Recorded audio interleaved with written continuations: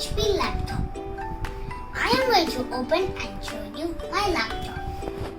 So, I am going to open my Gmail.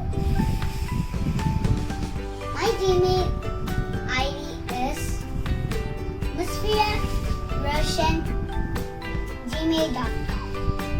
Oh, some message is sent by my friends. Let me see.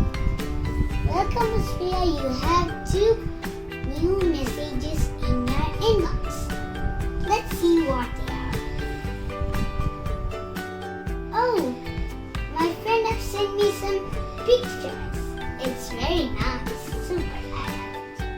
And the second message is my friend also. And my other friend. Actually, she has sent a picture by her daughter. It's nice. So, let me close and show you my laptop. This is my laptop. It's a HP laptop I told you before. And I made it by me and my parents. So, I'll tell you the parts. The CPU is in computer. This is the space bar, and these are the letters, and these are the numbers, and these are the number signs. These are all the signs, and then it's caps lock, and then that all space bar and mouse pad. Many more things in the laptop.